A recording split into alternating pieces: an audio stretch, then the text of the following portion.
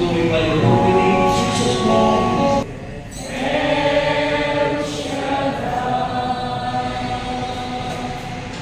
Sa ngalan ng Ama, ng Anak, at ng Espiritu Santo. Amen. Pinakamamahal naming Diyos, aming Yahweh El Shaddai, pinupuri ka namin at niluluwalhati, pinasasalamatan, dinadakila, sinasamba ang iyong banal at makapangyarihang pangalan. Salamat, Panginoon, sa biyaya ng kaligtasan at salamat sa patuloy mong ginagawa sa aming buhay. Dalayan ko, Ama, na sa hapon at sa gabi ito, ikaw po ang pumili sa amin na may kalakasan. Mangusap ka po sa amin, Ama, at hindi ka, Panginoon, mag-agit ng kagalitan sa lahat ng may sakit at may karamdaman. Pagkalain po kami lahat, kasama po ang aming mga kaibigan, ay tugunin sa pangalan ni Jesus, sa ngalan ng Ama, ng Anak, at ng Espiritu Santo, ating purihin ang Panginoon.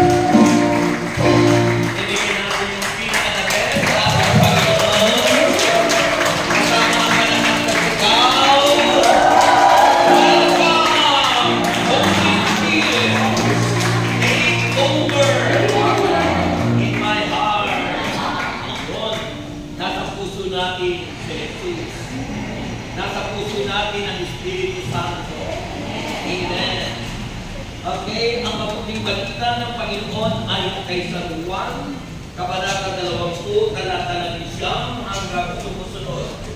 John chapter 20, verses 19 to the following verses.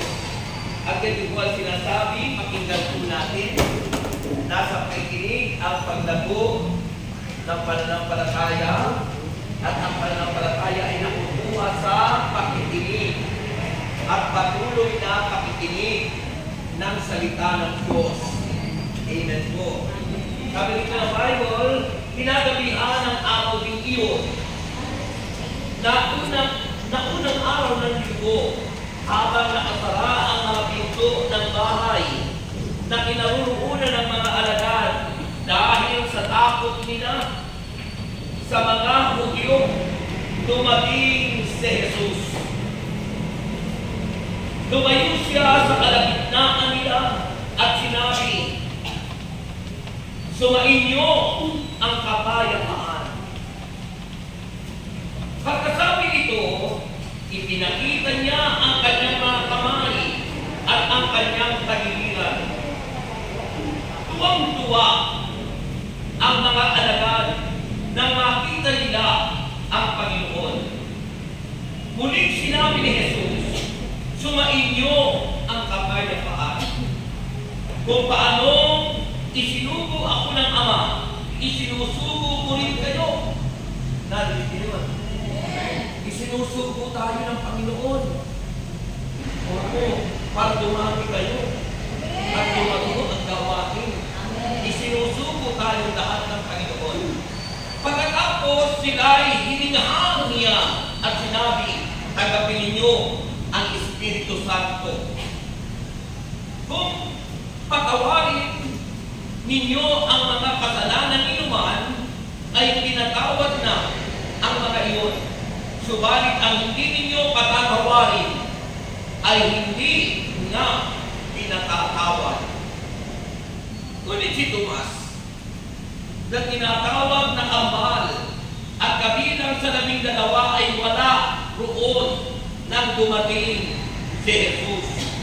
Kaya sinabi sa kanya ng ibang mga alagad, "Nakita namin ang Panginoon."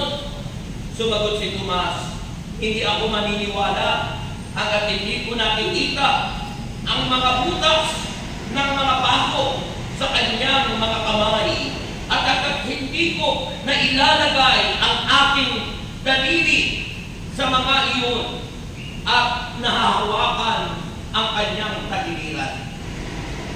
Makalipas ang isang linggo, muling nagkakatipon sa loob ng bahay ang mga alagad at kasama nila si Tomas. Nakasara ang mga pinto, ngunit pumasok si Jesus at tumayo sa kalagitnaan nila at sinabi niya, "Sumainyo ang kapayapaan." At sinabi niya kay Tomas, "Ilagay mo ang iyong daliri dito at tingnan mo ang aking mga kamay. Ilagay mo ang iyong kamay sa aking tagiliran. Huwag ka nang mag-alinlangan pa. Sa halip ay maniwala ka na." Sumagot si Tomas, "Panginoon ko at Diyos ko." Sinabi sa kanya ni Jesus, "Naniniwala ka na ba? Dahil nakita mo ako, pinagpala silang hindi nakakita, gayon may naniniwala." Mga kapatid, ang mabuting balita ng ating kaligtasan.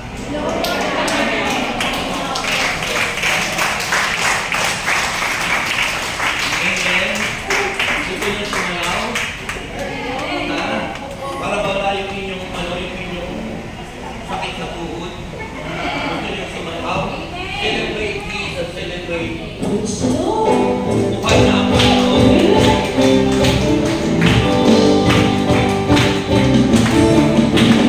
Celebration of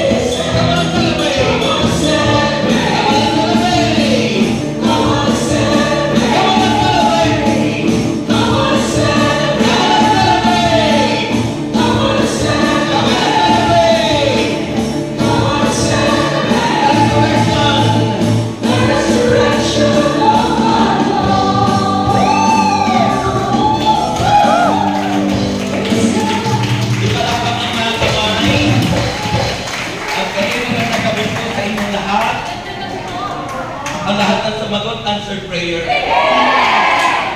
Yung mga taong dumadalo sa gawain na hindi sumasagot, umuuwi bigo. Kasi hindi nakikinig. Gano'n?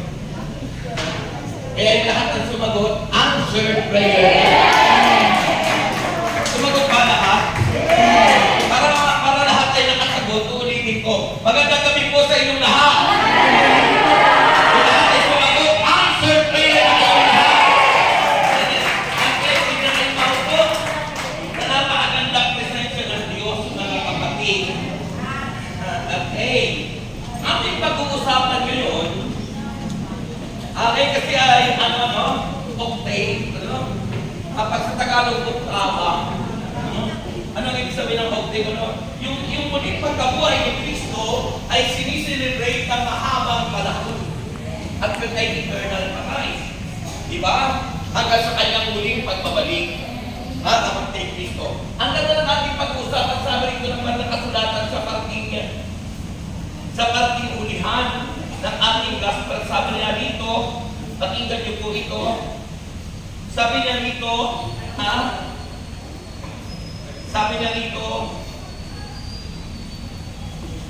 sabi niyo sa iyong katabi, huwag ka nang mag-alinlangan pa. Sa halip, maniwala ka na. Ang dami-dami ng mga biyaya mong natanggap, pero nag-aalinlangan paminsan sa atin. Marami pa rin nag-aalinlangan sa atin, no? Kapag dumarating yung mga problema, dumarating yung kagiritan, dumarating yung mga bagay na nabibigatan, nag-aalinlangan ang marami sa atin. Walang sumagot. Alam mo, that is the nature of man. Yan ang natural ng tao. Ang tao kasi, madaling magbago. Ang mga isip, nagbabago ang desisyon, na hindi ba yung nananatili. Pabago-bago ang isip ng tao. Minsan ngayong gusto, bukas hindi na. Pabago-bago, changeable, mga kapatid. Pero ang maganda balita ngayon, sabi naman na nakasulatan, sa 2 Corinthians 5:17, ang sinumang taong nakipag-isa kay Kristo ay nagiging bagong nilalang. Hindi na changeable, hindi na pabago-bago ang isip, nakapokus na ang kanyang isipan kay Jesus. Amen. Yung po inyong pagtahimik na gano'n at hindi yung pag-aiming ng malakas at hindi pagpalakpak, naunawaan nyo ng Diyos. Kasi alam niyang mga senior citizen na kayo. Purihin ang Panginoon. Naunawaan nyo ng Diyos yun. Kasi alam niya na minsan nananakit na yung inyong braso, yun, at nahihirapan ng umimin. Yan. Pero pag ang Diyos ay sumasa atin, kalakasan natin ang Panginoon. Hindi magtitiwala ng kalakasan natin ang Diyos. Ayun ang napakahalaga, mga kapatid. So, ano ang sinabi ng mabuting balita? Alam mo, bakit natatakot ang mga alagad nun? Kasi natatakot sila sapagkat ang mga Hudyo ay pinatay nila si Kristo.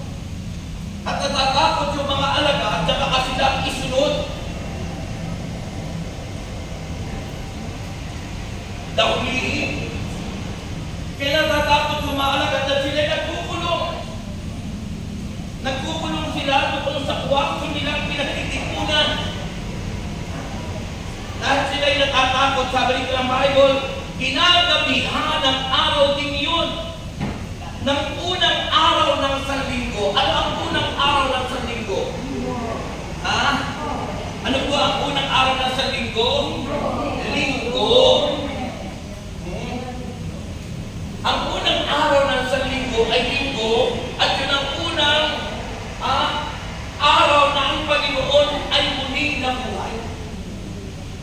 Binibilang ng iba na bakit daw naging Linggo na yun? Alam po, sa Hudyo po, yung paglubog ng araw, Si Kristo, naghirap, nagpakasakit, Biyernes, namatay siya, ay alas 3 ng hapon, no?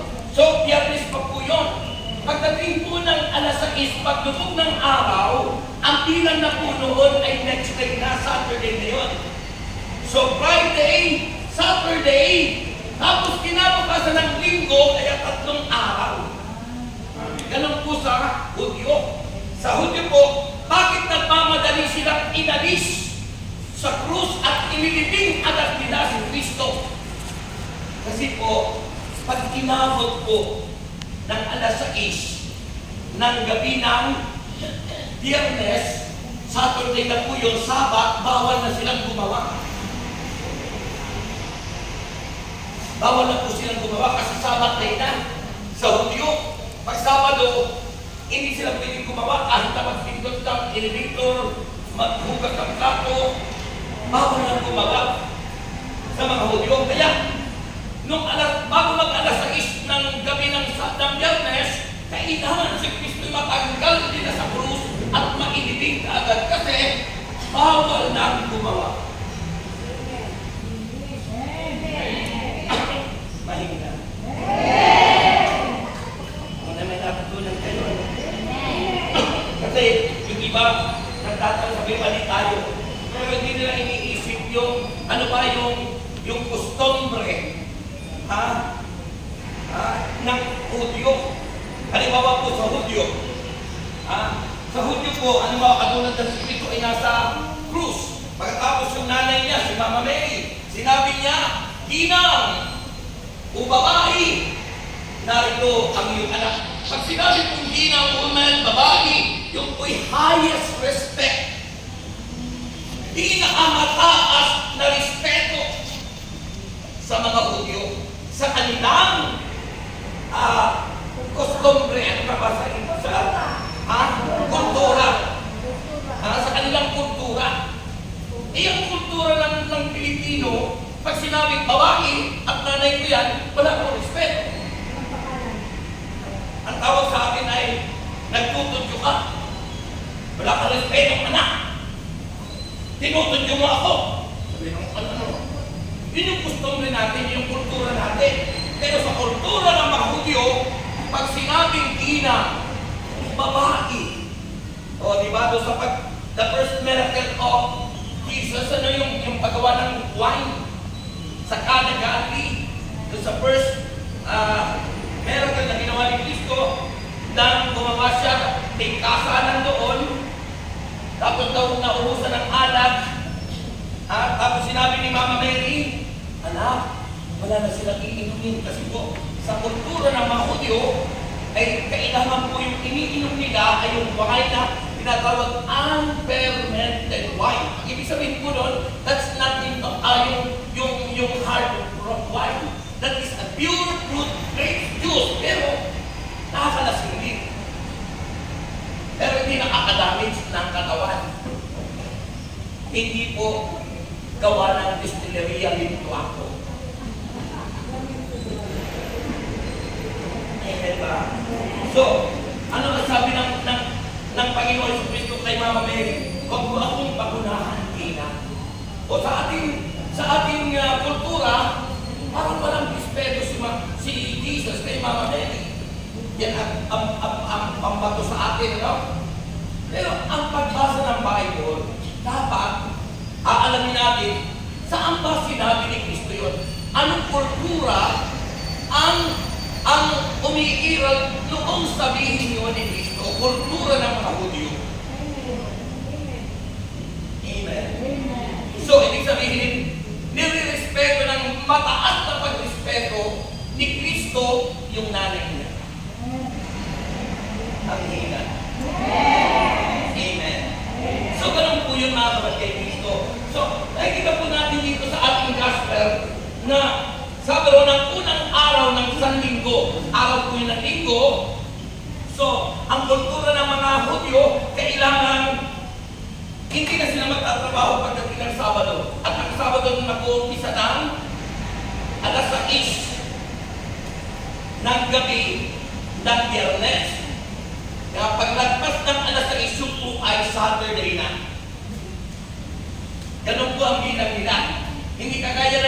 Gregorian calendar kasi na ang ginagamit ngayon ay wala pa noong kalendar yung Gregorian calendar. Yung katulad na ginagamit natin ngayon. Ha? So, ang bilang natin ng ay ang isang araw, 24 hours. Sa mga Hudyo, pagdating ng alas 6, halimbawa ngayon, alas 6 na, araw ng Miyerkules ngayon, ngayong buhay Huwebes, nasa kanila. So, ganun po yun. Kaya kung di kinanin mo, after 3 days, Biyernes, Sabado, kinalingkuhan ng madaling araw, alas 6 siguro yung madaling araw kasi, bago lumiwanag, si Kristo'y muling nabuhay. Kasi kung ang pinagbabatayan ng ibang mga nagbabatito sa atin, ay 2 araw lang yung nakalagay sa Biblia ay 3 araw. Kasi hindi nila pinagbabatayan yung kultura ng mga Hudyo. Naunawaan niyo po para mahila yung isip. Pero naunawaan niyo Lord kasi siyempre. So pagkatapos sa Puruot, kaya po, yung pagsamba natin ay unang araw ng isang linggo, araw ng linggo. Ang Christian worship is Sunday. Bakit? Sapagkat doon nabuhay si Kristo, araw ng linggo. At after 50 days, matapos na siya muling mabuhay, yung pong, nung siya tapos po, after 50 days, yung pong ika-10 araw, ika-50 days po yun, bumaba ang Espiritu Santo. So, ang pagbaba ng Espiritu Santo, anong araw? Anong araw? Sa loob ng isang linggo, may 7 araw. 7 days times 7 equals 49 days. So, yung ika-49 days, Saturday yun.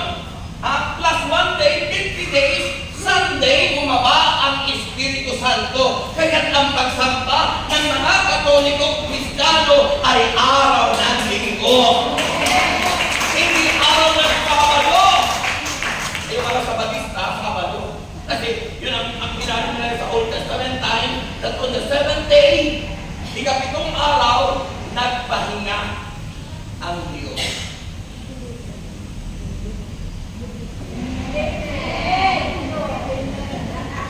Kaso tayo ay wala na sa Old Testament, nasa New Testament tayo. Ang New Testament is the New Covenant. Ang ibig sabihin ng Covenant, pakikipagtipan ng Diyos sa atin.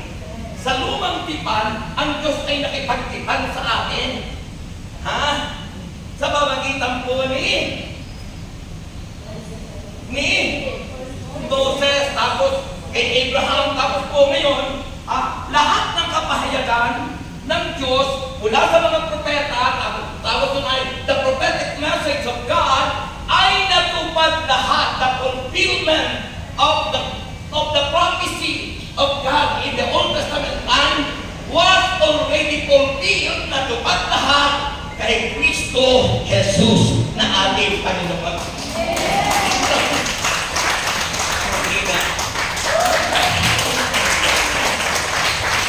So ang katuparan ng mga pangako at mga salita ng Diyos mula sa mga propeta ay natupad kay Jesus. Amen. Amen. Sa mga Hudyo, hindi nila pinaniniwalaan yun. Naghihintay pa sila ng kanilang tagapagligtas. Hanggang ngayon, mga pwera naman doon sa mga Hudyo na nasumampalataya na kay Jesus. Pero napakakunti pa nun. Halos karamihan pa ng mga Hudyo ngayon na hindi pa sumampalataya kay Jesus.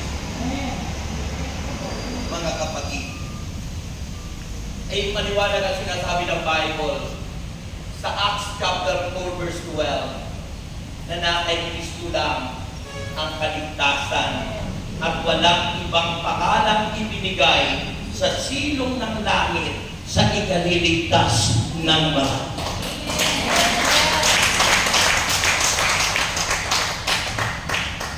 Dalugod kaya ang Panginoon sa palakpak.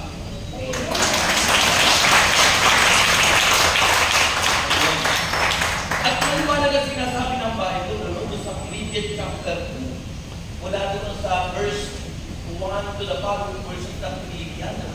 At sabi rin that every knee shall bow. Pag sinabing every, lahat. Every knee shall bow. Ang lahat kanya ng tuhod ay luluhod. Every knee shall bow. Every tongue confess. Lahat kanya ng labi.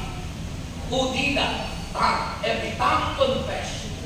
Magpapahayag kanya that Jesus Christ is Lord. So, isipin mo yun. Kapahayagan po yun. Lahat ng tao ay luluhod. Kawawa naman yung hindi pa lumuluhod kay Jesus kayo. Pero mapapahiya sila at the end of the time. Sa huling panahon, silang lahat ay mapapahiya sapagkat doon lang nila maunawaan na kailangan silang lumuhod at sumamba sa ating Panginoon. Amen? Kaya hindi nababahala sa mga tao hindi mananampalataya kay Jesus. Kasi that is God's prophecy. Darating ang panahon sila rin ay luluhod kay Jesus. Na ang lahat ay pag-iisahin kay Kristo. That all people must be united in Christ Jesus. Pag-iisahin. So, mga kapatid, yan ang kapahayagan ng salita ng Diyos. At naganap na ang muling pagkabuhay. Para kay Kristo. Kaya, nakikita po natin ang sinasabi ng mga kasulatan. Ano ang sabi pa? So, alam niyo na kaya tayo sumasamba ng araw ng linggo sapagkat si Kristo'y nabuhay araw ng linggo at bumaba ang Espiritu Santo Pentecost Day, a celebration of victory and also a celebration because it is the birthday of the church. Amen. Ang hina. Amen. Yun ang kaarawan ng simbahan. At sino ba ang simbahan? Tayong lahat. Kaya yun ay kaarawan nating lahat. Purihin ang Panginoon.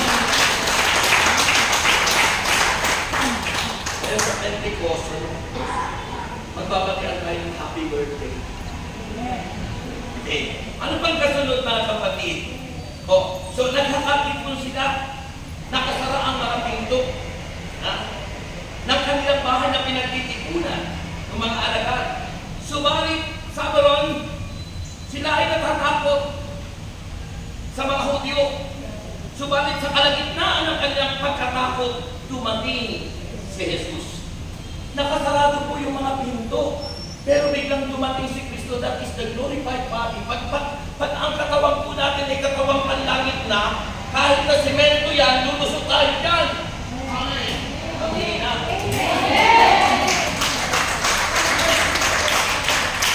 Halimbawa, biglang dumating na ang Panginoon, ang tawag ko po ay sa Protestante, rapture. Yun ang unang-unang tinatawag po na event to happen before the final coming of the Lord. Ang tawag sa ating Katoliko ay parousia. Sabihin nyo nga. Parousia. Yung pag-agaw ng Diyos sa mga banal. Kaya pag tayo hindi po nagpakabanal, baka mag-iman ka. Kaya ang layunin ng Diyos, sabi ng 1 Peter chapter 1 verse 15, yan ang tumawag sa inyo ay banal. Magpakabanal kayo. Ano man ang inyong ginagawa? Bakit? Pag biglang dumating ang Panginoon, aagawin ang mga taong banal. Aagawin. Bakit aagawin? Itataas at nilalagay sa alapa. Bakit? Sapagkat ang maghahari sa mundong ito ay si Satanas.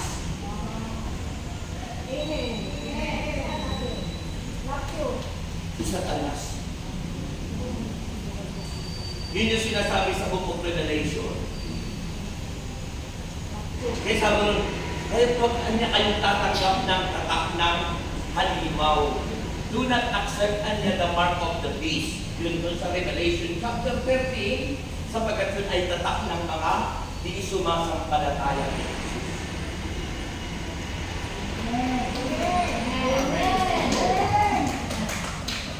Kaya pag dumating bigla ang Panginoon, kahit ka tayo simentong kesa minyan, nang tinawag ka na, lulusot ka dyan. Lulusot ka dyan! Ano? damit mo, relos mo, sapatos mo, kasi gagawin tayo ng Panginoon yung mga nagpapakabanaan. Inaawat. Diba yun yung inaawit natin? Sa pagtunog ng trompeta, ta-ta-ta-ta-ta-ta-ta-ta, sa pagtunog ng trompeta. Diba? Si Jesus ay narating. O diba? Anong tatulog? Kukunin ang mga tapat. Kaya alam mo yung design ng puso, dapat natin maging tapat tayo. Magpakabanal, magsikap. Ano, hindi naman natin sinasabi tayo banal na, pero dapat yung desire ng puso natin. Yung mithi ng puso ng bawat isa ay dapat masunod natin yung kalooban ng Diyos. Dahil kung biglang dumating si Kristo at hindi tayo sumusunod sa kalooban ng Diyos, maiiwan po tayo. At kawawa po yung maiiwan dito sa lupa.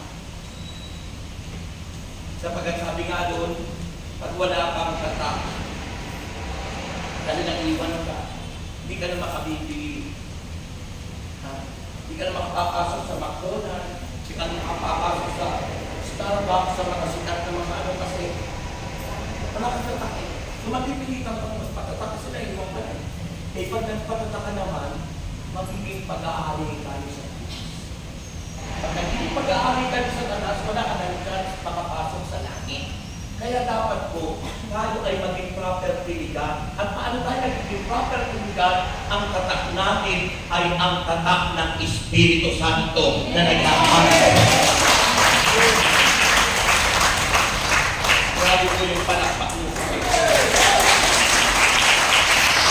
kaya ano nangyari? Sabi ng Panginoon, sarado ang pinto ng bahay na kanilang kinaruroonan ng mga alaga dahil sa takot nila sa mga Hudyo.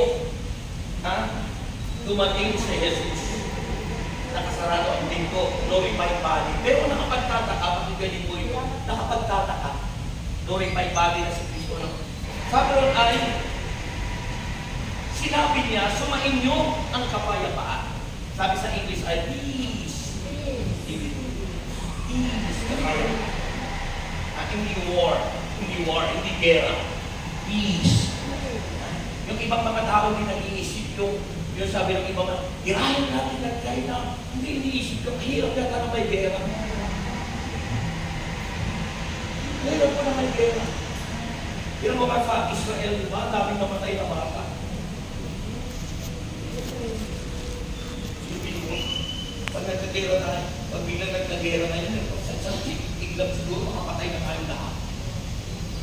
Kaya tayo magdasal. Na dapat ay huwag magkagera tayo sa Pilipinas. Huwag na mong patakay yung mga nasa pamaklaan natin sa udyok ng Diablo. Ang nais ng Panginoon, peace, not war. Kapayapaan ang nais ng Panginoon. Kasi ang Diyos, ang gusto niya ay pagkakaisa, ang gusto niya kapayapaan. Ang demonyo, sabi ng Bible, John chapter 10, verse 10, na parito ang magnanakaw upang magnakaw. Magwasak, ninanakaw ang kalusugan natin, ninanakaw yung buhay natin, nakalunan ng Diyos, ninanakaw ang lahat. Yung joy, yung kagalakan, yung happiness natin sa piling ni Kristo, ninanakaw ng demonyo. Kaya nagkakasakit eh. Diba? Naparito ang magnanakaw sa Satanas upang magnakaw, magwasak, pumatay. The author of death, ang may akda ng kamatayan kay si Satanas. Ngunit sabi rito, ang Panginoon ay naparito upang ang mga tupa ay magkaroon ng buhay, isang buhay na ganap at kasya. Dahil ang buhay natin ay si Kristo, John 46, ako ang daan, katotohanan at ang buhay. Si Kristo yung buhay natin. Kahit masama kang tao, mahal ka ng Diyos dahil mayroong buhay ka. Si Kristo yun. Yung buhay na yan. Si Jesus yun. Si Jesus yun. Si Jesus yun. Yung buhay. Tapos sasayangin yung buhay. Huwag mo sayangin. Anong nangyari? Ito dumating sa Jesus. Tumayo siya at sabi, at sumainyo ang kapayapaan. At pagkasabi nito, ipinakita niya ang kanyang mga kamay at ang kanyang tagiliran. Bakit po? Yung sugat. Nakakapagtaka, glorified body na si Kristo, ang kanyang pong katawan ay natagkat ng lahat ng sugat. Mahigit 5,000 sugat ang tinamo ni Kristo. Pero bakit nakapagtataka? Bakit ang natira lang ay kumaling ang lahat, nawala yung lahat, pero ang natira lang yung 5 big woods ni Christ. Kaya mayroong church na 5 woods Parish Church doon sa Las Piñas. Alin yun? 2 paa, pinagtakuan, 2 kamay, pagkatapos yung sinibat sa tagiliran si Kristo. Nalubabas yung tubig at dugo. Hindi nananatili ko yun. Ano ang dahilan? Bakit yun ay pinanatili ni Kristo? Bakit yun ay hindi nawala? Samantalang iba sugat niya nawala. I-glorify body na yun, dapat wala na yun. Kasi yun ang magiging palatandaan natin. Kaya nga sinabi kay Tomas na nag-aalindangan. Tomas, huwag ka nang mag-aalindangan. Pinakita, isuot mo yung kamay mo sa aking mga kamay at itagay mo yung iyong 4 na daliri sa aking tagiliran. Sapagkat ang mga nag-aalindangan, ipapakita lang ni Kristo ang mga sugat na yun sapat na para kay manalig at manampalataya na si Kristo ngayon. Kasi may darating na post-Christ, may darating na peke. Maglagay yun lang ng kunwari ay sugat, hindi naman totoong sugat yun. Peking Kristo. O hindi tayo maliling lang ng Diablo. Tandaan yan. Hindi tayo maliling lang ng Satanas. Bakit? May palatandaan tayo kay Kristo. Ano ang palatandaan natin kay Kristo?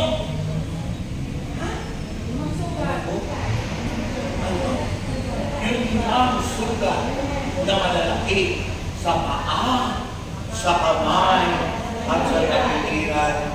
Kaya sabi ni Kristo kay Tomas, huwag ka nang mag-alinlangan. Isuot mo ang iyong mga daliri sa ating mga kamay at isuot mo ang iyong 4 na daliri sa ating tagiliran. At doon, nung ginawa yun ni Tomas, ang sabi ni Tomas, Panginoon ko! Ang Diyos ko! Sabi ng ibang sekta, nagulat lang daw si Tomas. Ang nagugulat na gano'n. That is a declaration sapagat nakita niya katotohanan, sapagat ang katotohanan ang magpapalaya sa mga taong nag-aalinlangan. That's good for victory! Ang katotohanan magpapalaya sa ating, sabi ng John 8, verse 31 to 32. Kaya po yun, yung pag hindi natapos yung topic ko, sa susunod na lang. 15 minutes na lang. Ayun po yun mga kapatid. So, ano ang palatandaan natin sa pagkabalik ni Kristo? 5 sugat. Na dapat yun ay wala na. Dapat magaling na yun. Dahil kumaling nga yung lahat ng ano. At saka, isa pa, hindi sa kumaling kundi, napalitan na yung kanyang katawan, glorified body. Panglangit na katawan. Dahil tandaan natin si Kristo po'y nagkatawang tao. Si Diyos na nagkatawang tao. At nung bago mangyari yung kanyang pagpapakahirap, ano nangyari, di ba? Pinakita niya kay John at kay Peter. Kay John, kay James, kay Peter. Silang tatlo lagi kasama ni Kristo na nagbagong ano siya. Pinakita yung pagka-Diyos ni Kristo. Kaya nung makita yun ni Peter, ni John, at ni James, anong sabi nila Peter? Ni Santiago at ni Juan, Panginoon, mabuti pa dito na tayo. Magtatayo ako ng tubol. 3, isa sa inyo, isa kay Moses, at isa kay Elias. Pero sabi ni Jesus, hindi nyo inaalalaman ang inyong iniisip. Kasi pag ang tao naranasan ang presensya ng Diyos, hindi mo alam yung ginagawa mo. Bakit? Nasa presensya ka ng ating Panginoon. Amen.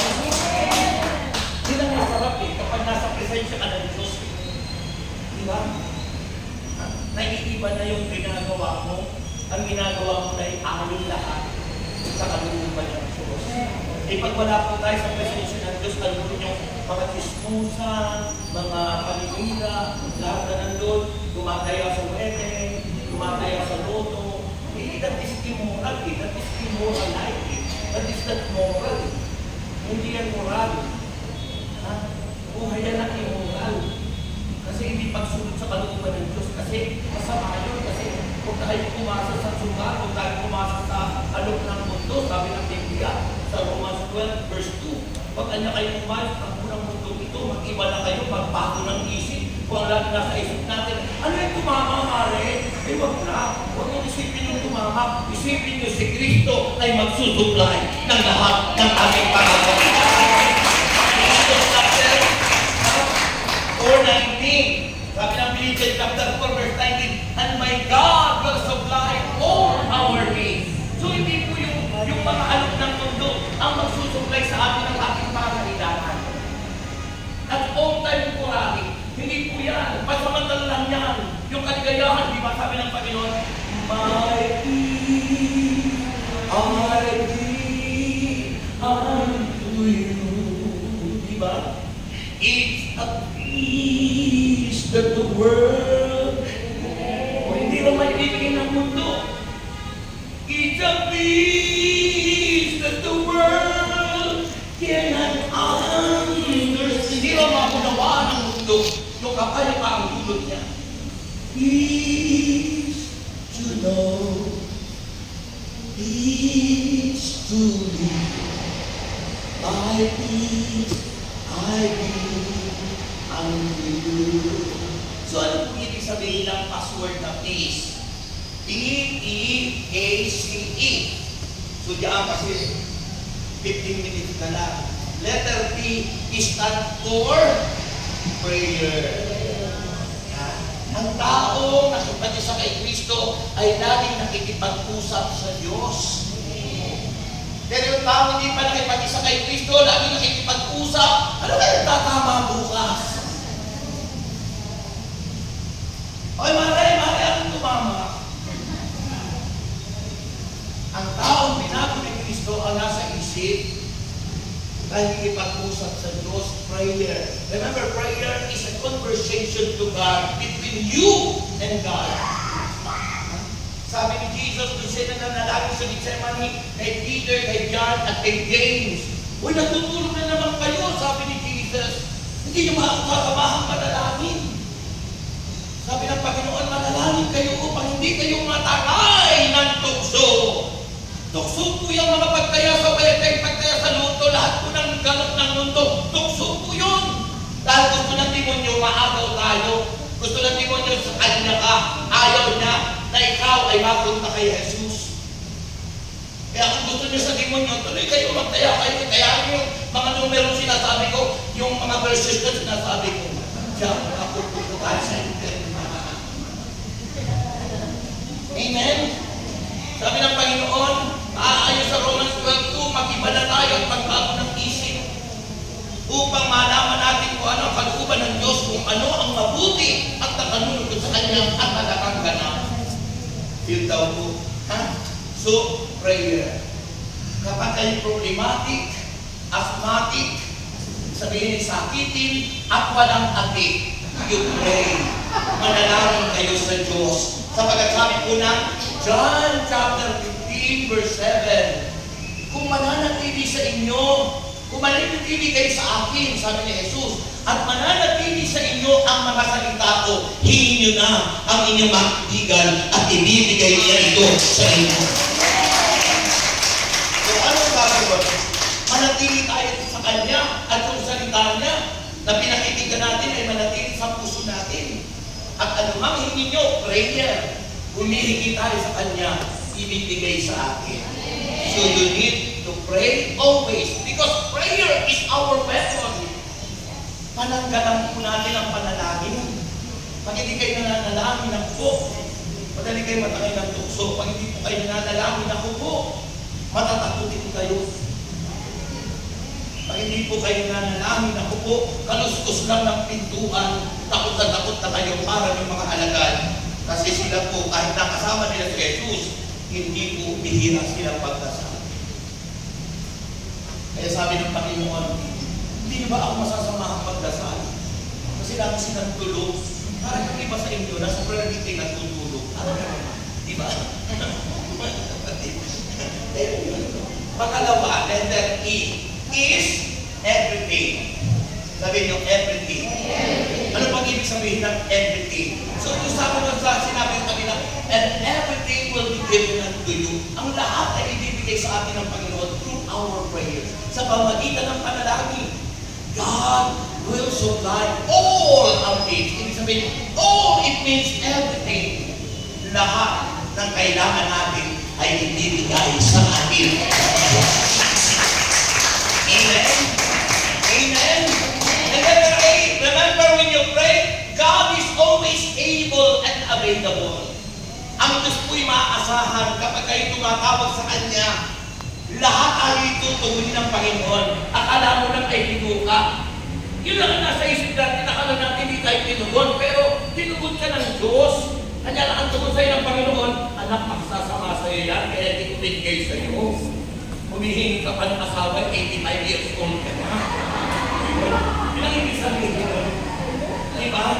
Kaya minsan, huwag kayo magtampo sa Diyos. Kung kayo may prayer request, pagkatapos, hindi nyo nakamit. Hindi nakakahusap, hindi kayo answered prayer. Answered prayer pa rin tayo. Kasi, unawain natin, ang tawag ko critical thinking. Ano po? Ibig sabihin, nag-isip tayo, bakit kaya hindi? Kasi, makasasakang sa atin. Amen po ba? Ang tawag po dun sa critical thinking ay logic or lohika. Kaya may natin tayo. Bakit pa sinabi mo gano'n? Bakit pa hindi tinugon? Oh, isipin mo pa ilalim yung isipan mo. Mag-isip-isip, isa, dalawa. Amen. Yun. Remember, God is always able and available. And letter C, prayer, everything, able and available ang Diyos when you pray. Able, naparehas ninyo, able and available ang God. Laging tutugunin tayo yan. And letter C, remember always your commitment is needed. Your commitment is needed. Kailangan natin, italaga natin, i-commit natin, ibigay natin sa Diyos ang ating mga sarili. You need to surrender your life to Him. Kasi yung inaasahan ng Diyos, ang Diyos hindi namin nilit, ang gusto ng Panginoon ay kusang loob na iaalay sa'yo. Kusang loob, hindi namin pilitan, hindi pinilit ka ng kumain mo, na pupunta dito, hindi pinilit ka ng asawa mo, hindi pinilit ka ng Diyos. Kusang loob ka na lumalapit sa Panginoon because you are committed to serve and to pray and to love the Lord with all your heart. Amen. And isang kasi you are not committed, they committed ang utak natin. Nasaan kayo? Committed yung utak o you are committed to serve God? Committed to offer your life to Him. And finally, ba't di ba kayo tumayo? Finally na. Finally, letter E. Letter E is, you need to entrust unto God. Ang lahat-lahat, entrust. Ibig sabihin, ipagkakatiwala nyo sa Panginoon. Ipagkatiwala nyo sa Panginoon lahat. Entrust. Sa Diyos. Pagkatiwala nyo ang buhay nyo, pagkatiwala nyo ang pamilya mo, pagkatiwala ang anak mo, lahat. Ipagkatiwala mo sa Diyos. Sabi ng Prophet 16, commit to the Lord but Abba.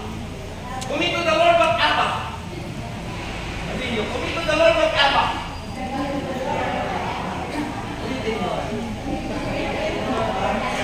Commit to the Lord whatever you do, and your plans will succeed. Iniwala niyo sa Diyos lahat ng inyong gagawin at magtatagumpay ka sa lahat ng iyong witness. Pag piniwala po natin lahat ang gagawin natin sa Diyos, siya magtatagumpay ka. At yun ang kailangan natin lahat. Amen po ba? Sabihin mo, please believe. Amen. Tayo ng kamay. Sabihin niyo, Panginoon Jesus, patawarin po ako sa lahat ng nagawa kong kasalanan. Mula sa aking pagkabata hanggang sa kasalukuyan. Patawarin mo po ako sapagkat minsan nagiging tulad ako ni Tomas na nag-aalinlangan. Tulungan mo po ako na ako'y maging mapagtiwala, umasa sa iyo na ikay Diyos na maaasahan.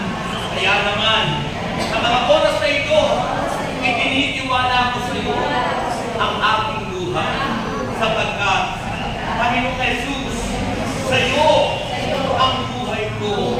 Ito ay alay ko sa iyo.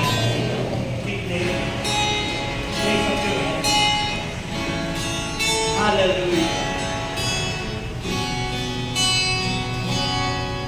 Sa iyo ang buhay mo, ito ay alay ko sa iyo. Ano man ang nais mo, O Diyos, ikaw ang siyang pag-asa mo.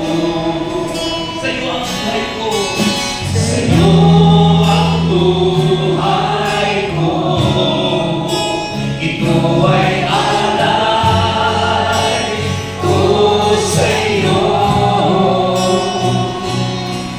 Ano man ang nais ko, O Diyos, ikaw ang siyang mag-asa mo.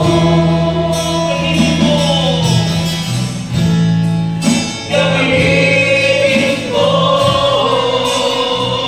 ang lahat sa buhay ko. Sa tagumpay ng buhay, ito'y mula sa pangako ko.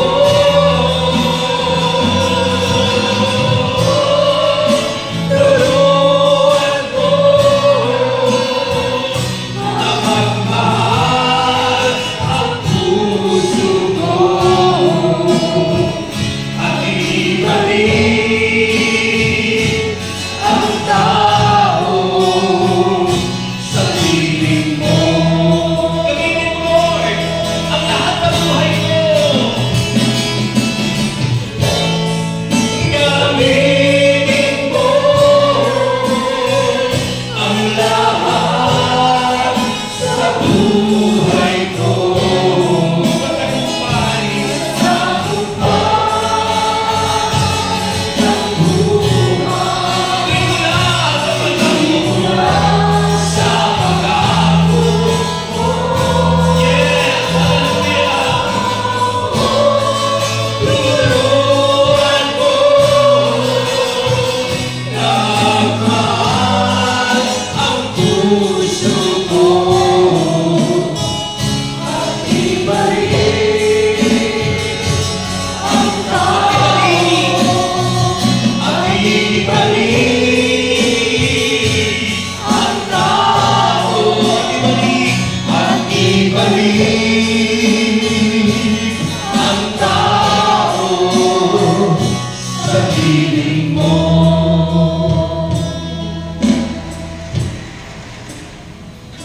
Let's pause for a while and let's feel the presence of the Lord. Dapat po natin ang pagkilos niya. Ikaw ba'y nag-aalinlangan tulad dito, ha? Ikaw ba'y tulad rin ng mga alagad ni Kristo na natatakot? Nag-aalinlangan. Si Kristo'y dumating para sa atin. Siya ang ating katagumpayan. Sinabi ng kanyang salita, sa kanyang pagkabuhay, tayo lahat ay naging muling nabuhay. We are all resurrected. At sa kanyang katagumpayan sa krus, at ni Propeta Isaias, that by His wound, we are all healed. Sa pamagitan ng mga natay na naranasan ng Panginoon, tayo lahat ay tuloy. At tandaan po ninyo, siya ang ating katagumpayan. Sabi ng Romans chapter 8, verse 31, kung ang Diyos na ito ay nasa sa atin, sino ang lalaban sa atin? We are more than conquerors and no one can defeat us because Jesus is victorious. Maging kamatayan ay napagkalupan niya. At kung tayo mananalig at mananampalataya, sabi sa John chapter 6, kahit ka mamatay ay kayo muling mabubuhay. At kung nananampalataya ka ngayon, hindi ka na mamamatay kailanman, sabi ni Jesus. That's why you need to believe on Him. You need to accept Jesus in your heart and claim that He is the God that healed thee.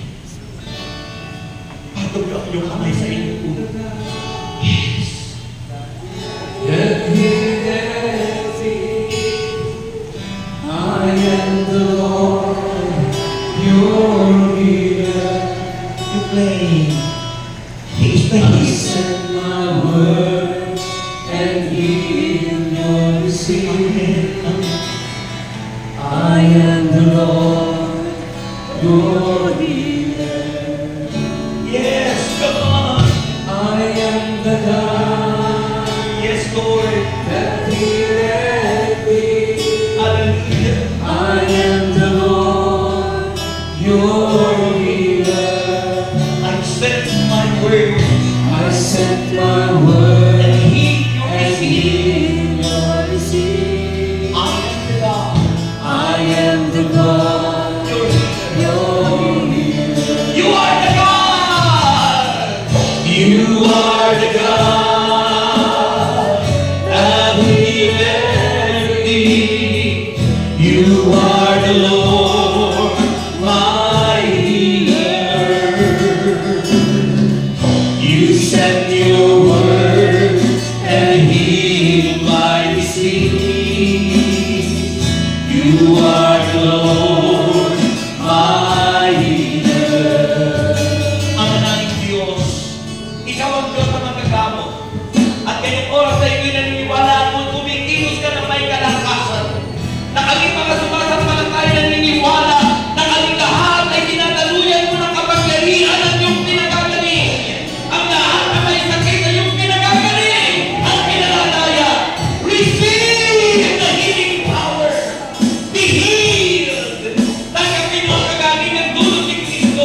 Tanggapin mo ang kapayapaan sa inyong buhay. Tanggapin niyo ang kalakasan. Tanggapin niyo ang kagalingan. Mula ulo hanggang talampakan. Receive! Receive the healing power in the name of Jesus. At hinahalin ko, Panginoon, ang kagalingan namin lahat. Hinahalin namin, Panginoon, that you are the God that healeth thee. Declare it. Declare it. Hallelujah. You are the God that healeth thee. You are the Lord, my healer. You send your word and heal my disease. You are the Lord, my healer. You send your word and heal my disease. You are the Lord, my healer.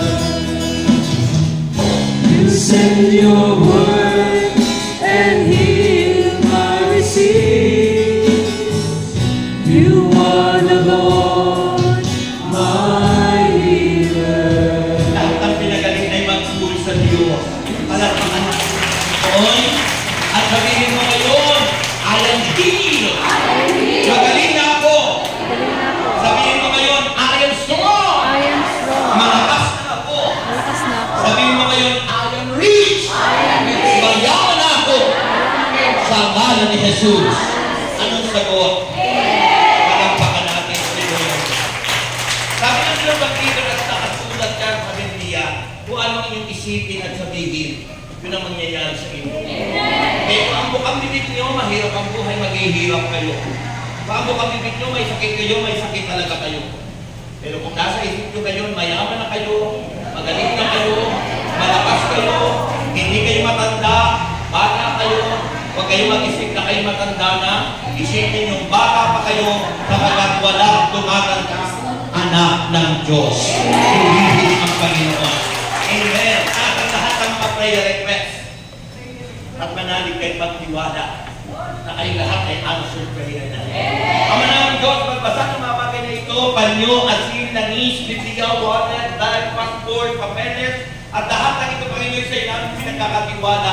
Ang iyong pagbabasbasa ay natin po namin na kaming lahat ay answered prayer sa mga kaibigan ito.